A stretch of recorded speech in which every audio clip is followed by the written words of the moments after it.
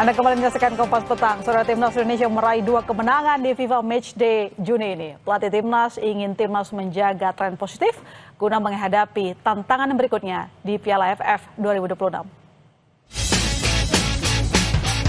Timnas Indonesia menutup FIFA Matchday Juni 2026 dengan hasil sempurna.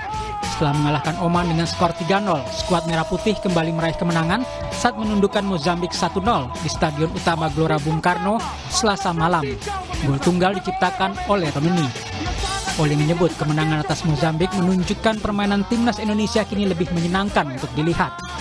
Namun, striker Oxford United ini tetap bertekad untuk menjadi lebih baik lagi ke depannya. That was really fun, but also what the coach said, we expect more from ourselves. We could have scored more goals, but the next camp we'll work on that. Pelatih Timnas John Hartman ingin tim mempertahankan konsistensi performa dan menjaga tren positif hingga beberapa bulan ke depan. Ujian pertama akan datang pada Piala AFF 2026 yang berlangsung pada 24 Juli hingga 26 Agustus 2026. Berbeda dengan FIFA Matchday yang diperkuat banyak pemain yang berlaga di Eropa, Timnas Indonesia diperkirakan akan tampil dengan komposisi yang lebih banyak diisi pemain dari kompetisi domestik, karena Piala AFF tidak masuk kalender resmi FIFA. John Hartman mengaku sudah menyiapkan tim untuk Piala AFF sejak beberapa bulan lalu. I'm not sure that's the team we'll be playing in AFF, and it'll be a different style of play and a different formation, a different approach, which we worked on in May. Again, the June window is different when you've got the players that are based in Europe, and AFF will be a little bit different as well. Saat menang 3-0 atas Oman, Timnas Indonesia melesat naik 4 peringkat dari 122 ke 118. Posisi Indonesia sempat turun 1 peringkat usai digeser Sierra Leone.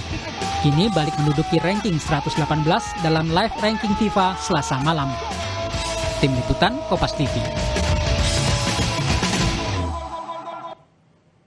Kita ke sorotan lain, saudara. Hakim pengadilan menjatuhkan vonis berbeda kepada 4 terdakwa kasus penyiraman air keras terhadap aktivis Kontras Andri Yunus. Vonis hukuman penjara mulai dari 1,5 hingga 3 tahun, dan ada juga yang terkena sanksi pemecatan tidak dengan hormat akibat terbukti bersalah. Keempat terdakwa secara sah dan meyakinkan bersalah melakukan penganiayaan dengan perencanaan terlebih dahulu. Sersan 2 Edi Sudarko divonis 3 tahun penjara dan pidana tambahan dipecat, Letu Budi 2,5 tahun penjara dan pidana tambahan dipecat. Sementara Kapten Nandala dan Letnan 1 Samilaka divonis 2 tahun dan 1,5 tahun penjara. Para terdakwa sebut di atas.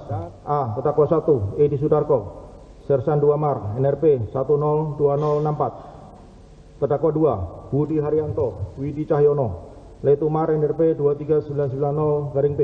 Terdakwa 3 Nandala Dwi Prasetyo, Kapten Mar NRP 24024. Milaka, Letu Patu NRP 5333904. Tidak terbukti melakukan tindak pidana sebagaimana dakwaan primer, turut serta melakukan pidana berat dengan rencana terlebih dahulu.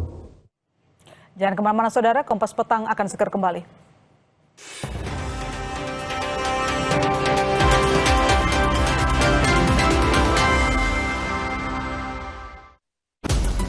Mata dunia tertuju pada 16 kota di Amerika Serikat, Kanada, dan Meksiko untuk ajang sepak bola